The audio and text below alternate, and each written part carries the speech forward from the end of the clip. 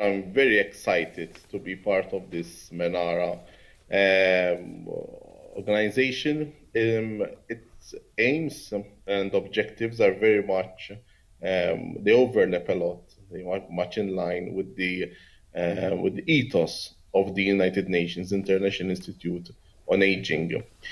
The This institute, which is shortened to INIA, we refer to it as INIA, was established in 1987, and the rationale underlying its founding is very clear. Basically, we know, I mean, the gerontological community knows that whilst the so developed countries, it's not a jargon I like, I prefer high income countries, took about 100 years, a century, for their populations to become an aged populations. So they had a lot of time to, let's say, prepare and fine tune their governments, welfare organizations, even the mentality of all the people themselves. Many countries, the so-called developing countries, or in my preferred jargon, the low-income countries or countries with economies in transition, they will only take about 25 years, a quarter of a century, to to transform themselves into aging populations.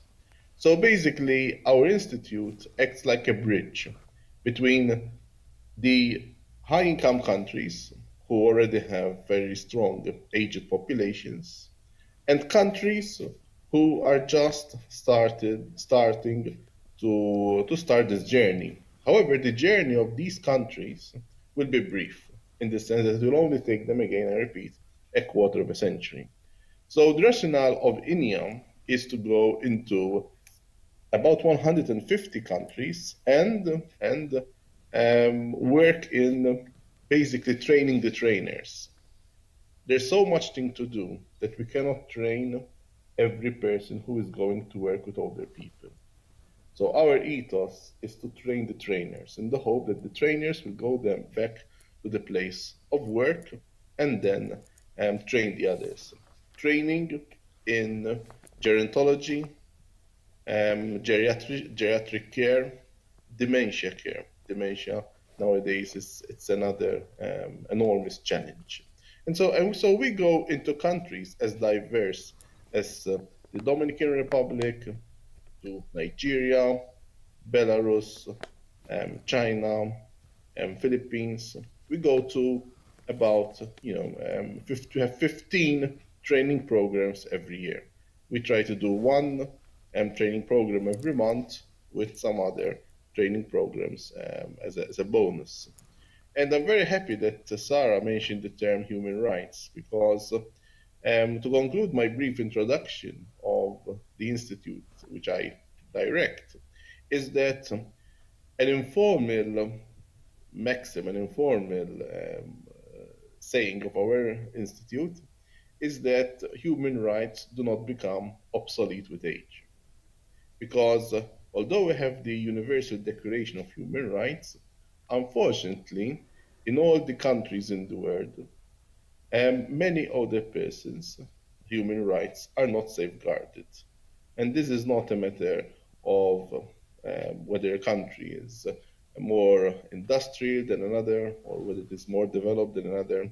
In all countries are afflicted by ageism. And one result of ageism is that older persons do not enjoy equal citizenship rights as their younger peers.